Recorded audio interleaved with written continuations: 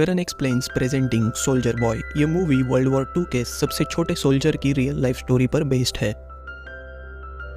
Movie की शुरुआत Russia में होती है, जहां एक छोटा सा परिवार नदी के किनारे बैठकर आराम कर रहा होता है और उनमें से सबसे छोटा बेटा, जिसका नाम है सर्गेई, वो एक ऊंचे पेड़ पर चढ़कर अपनी माँ और अपने भाइयों को आवाज देता है और वो इस बात से बहुत खुश होता है कि वो भी अब एक बहुत बड़े पेड़ पर चढ़ सकता है। तभी अचानक उनके ऊपर से जर्मन फाइटर जेट उड़ने लगते हैं। उन बच्चों की माँ उन्हें तुरंत छुपने के लिए कहती है, मगर 6 साल का सर्गेई कहता है कि वो उन जर्मन जेट से नहीं डरता और अपनी गुलेल से वो जेट पर पत्थर मारता है और इस पत्थर की वजह से वो फाइटर जेट सच में ब्लास्ट हो जाता है। मगर जब वो नीचे देखता है तब उसकी फैमिली वहाँ पर नहीं होती और इस डरावने सपने की वजह से सर्गेई अपनी नींद से जाग जाता है और अपनी माँ को आवाज देने लगता है। तभी उसके घर का दरवाजा कोई बजाता है। उसे लगता है कि ये उसकी माँ है और वो भाग कर जाता है, मगर वो तो उसके पड़ोस की एक औरत होती है। वो उसे जिंदा देखकर बहुत खुश हो जाती है और उसे ये बताती है कि उसके भाई और उसकी माँ अब मारे जा चुके हैं। मगर ये छोटा सा बच्चा ये सब नहीं समझ पाता और सर्गेई अपने घर पर ही रुककर अपनी माँ का इंतजार करने का कहता है। मगर वो औरत उसे बताती है कि हमारे गांव पर जर्मन्स ने हमला कर दिया है और हमें यहाँ से निकल जाना चाहिए। और तभी उनके घर के बाहर कुछ जर्मन्स आ जाते हैं। वो औरत सर्गेई को खिड़की से बाहर भगा देती है, लेकिन इससे पहले कि वो भी उसके साथ निकल सके, उसे पीछे से जर्मन सैनिक गोली मारकर मार देते हैं। अब ये छोटा सा लड़का बिना किसी रिश्तेदार या दोस्त के इस पूरी दुनिया में अकेला ही है। और जब सर्गेई अपने घर से बहुत दूर जा रहा होता है, अपने सामने अपने घर को और अपने पूरे गांव को जलते हुए देखता है और वो डर के मारे अपनी माँ को रोते हुए आवाज देता है और वहां से भाग जाता है। कुछ देर तक भागने के बाद वो जंगल में आ जाता है। वो अपनी माँ को आवाज देकर बुलाने की कोशिश करता है और रोते हुए अपनी माँ को कहता है कि मुझे आकर यहाँ से ले जाओ, और वो पूरी रात उसी जंगल में बिताता है। अगले दिन सुबह हम उसे नदी के पास पानी पीते हुए देखते हैं। तभी वहां पर से कुछ जर्मन सैनिक जा रहे होते हैं। उन्हें देखकर सर्गेई समझ जाता है कि ये खतरा है और एक पेड़ की जड़ों में छुप जाता है, मगर उन जड़ों में एक सांप होता है। फिर भी सर्गेई आवाज नहीं करता, क्योंकि उसे पता होता है कि ये लोग सांप से भी बड़ा खतरा है और वो उनसे डरा हुआ है। वो सोल्जर्स नदी के पास बैठकर खाना खाकर चले जाते हैं। उनके जाने के बाद सर्गेई उनका बचा हुआ खाना खाकर वहां से चला जाता है। शाम के वक्त तक सर्गेई बहुत ज्यादा थक कर कमजोर हो गया था, क्योंकि उसने पिछले 2 दिन से कुछ भी ठीक से खाना नहीं खाया और वो पिछले 2 दिनों से सिर्फ चल रहा है। थकान की वजह से वो लड़खड़ाने लग जाता है, मगर फिर भी वो रुकता नहीं। उसे रास्ते में कुछ बेरीज दिखती है जिन्हें वो खाने लगता है। तभी उसके पीछे अचानक से एक बॉम्ब ब्लास्ट होता है, जिसकी वजह से सर्गेई चौंक जाता है और उसे कमजोरी की वजह से ऐसा लगता है कि उसके पीछे कोई आ रहा है। ऐसी हालत में भी सर्गेई हिम्मत से खड़ा रहता है और कहता है कि उसके हाथ में राइफल है और वो किसी से भी नहीं डरता, और वो आगे जाने लगता है। मगर वो अब इतना ज्यादा कमजोर हो गया था कि कुछ वक्त के बाद वो बेहोश होकर नीचे गिर जाता है। जब वो बेहोश होता है तब वहां पर 2 सोल्जर आते हैं।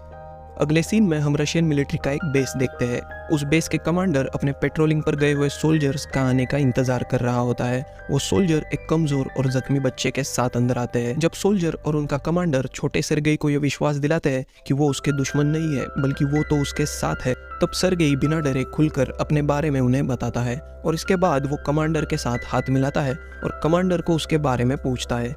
सर्गेई की इस हरकत को देखकर सब सैनिक हंसते हैं। इसके बाद वो लोग उसे पानी पिलाते हैं और उसे खाने के लिए भी देते हैं। हॉस्पिटल में कात्या नाम की नर्स उसका इलाज कर रही होती है और वो भी सर्गेई की पर्सनैलिटी से इम्प्रेस हो जाती है।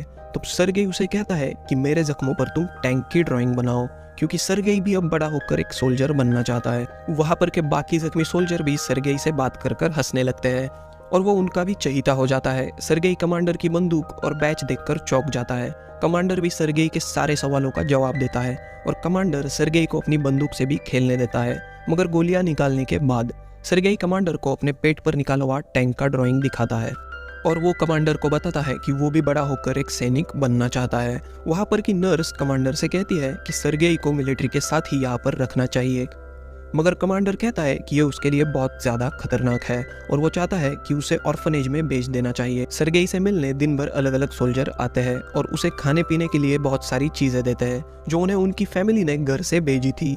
एक दिन एक सोल्जर कमांडर के पास आता है और कमांडर से कहता है कि उसे उस बच्चे को हमारे साथ ही रखना चाहिए, क्योंकि उस बच्चे के होने की वजह से उन्हें टेंशन नहीं होती और अब उन सब की उससे बहुत अच्छी दोस्ती हो गई थी। मगर कमांडर कहता है कि उस बच्चे की सेफ्टी के लिए उसे ऑर्फनेज भेज देना चाहिए। अगले दिन अचानक से दुश्मन हमला कर देते हैं। इस हमले की वजह से बहुत सारे सैनिक जख्मी हो जाते हैं। वहां पर एक गाड़ी आती है जो सर्गेई को ऑर्फनेज ले जाने आई थी। और ये बात कमांडर सर्गेई को आखिरकार बता ही देता है और वो सर्गेई को एक लकड़ी की पिस्तौल देता है एज अ गिफ्ट। तब सर्गेई कमांडर के गले लग जाता है और उसे कहता है कि अगर वो यहाँ से चला जाएगा तो उसे कमांडर की बहुत ज़्यादा चिंता होगी और उसे कमांडर की बहुत ज़्यादा याद आएगी। और ये कहकर वो और रोने लग जाता है। कमांडर का दिल ये सुनकर पिघल जाता है और वो अपना डिसीजन बदल लेता है और सर्गेई को रुकने के लिए कहता है और वो अब उसे अपना बेटा मानता था।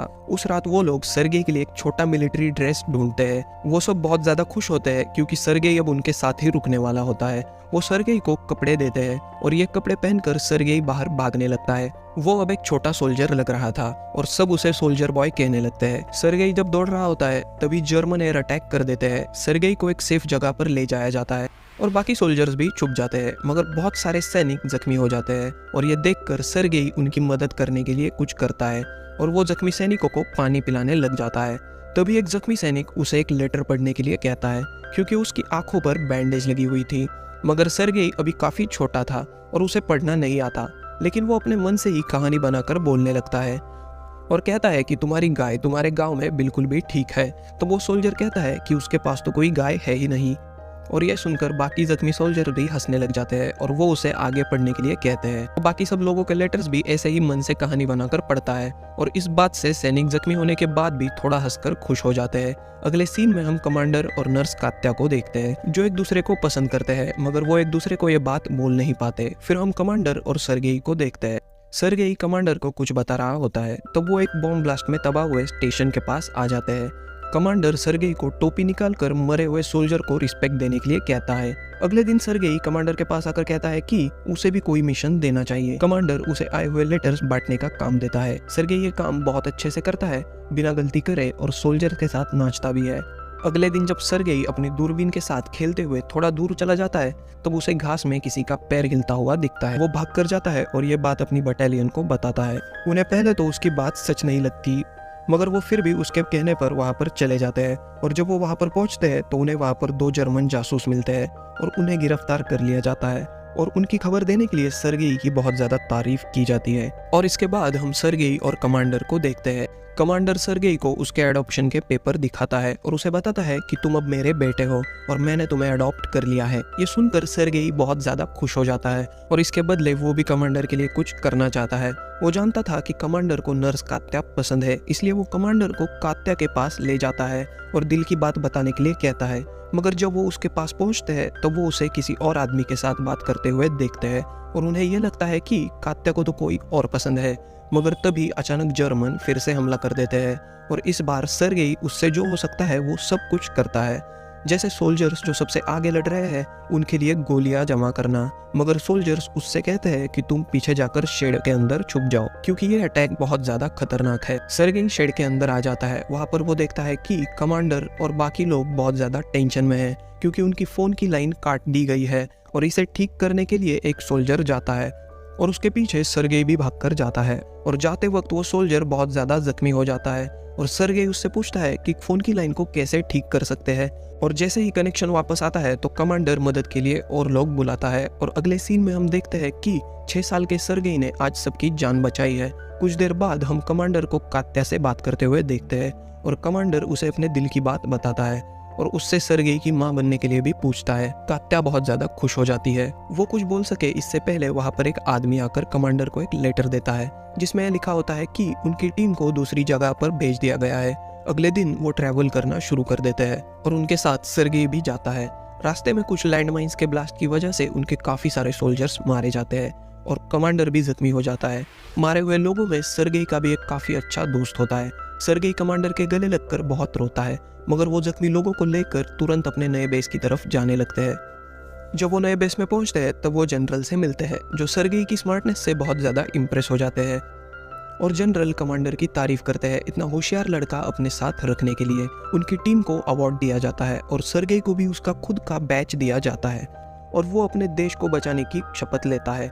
कुछ दिनों बाद उनके बेस पर बहुत खतरनाक हमला होता है और उस हमले में कमांडर एक टूटी हुई दीवार के नीचे अटक जाता है सर्गेई अपने फादर के लिए रोता है और उन्हें निकालने की काफी कोशिश करता है और फिर वो बाकी सोल्जर्स की मदद से उन्हें निकालने की कोशिश करता है, जो आखिरकार कमांडर को मलबे से निकालने में कामयाब हो जाते हैं। अगले दिन सर्गेई जख्मी कमांडर से मिलने जाता है। उसके हाथ पर कमांडर को निकालते वक्त काफी ज्यादा जख्म हो गए थे। सर्गेई अब इस मिलिट्री बटालियन का एक हिस्सा हो गया था। वो टीम जहाँ भी जाती वहाँ पर उनके साथ चला जाता। उसकी फैमिली के जाने के बाद अब वो लोग ही उसका सब कुछ थे और ये फिल्म उन्हें नए बेस की तरफ जाते हुए दिखाती है और खत्म हो जाती है। बैकग्राउंड में हमें यह बताया जाता है कि सर्गेई ने आगे स्टालिनग्राड की बैटल में भी हिस्सा लिया और वो अपनी टीम के साथ पोलैंड तक भी पहुंच गया। ये मूवी रियल स्टोरी पर है और सर्गेई दुनिया का सबसे छोटा सोल्जर है जिसने रियल वॉर्स में हिस्सा लिया। अगर आप ऐसी ही मूवीज के एक्सप्लेनेशन देखना चाहते हैं तो आप हमारे चैनल को सब्सक्राइब कर सकते हैं।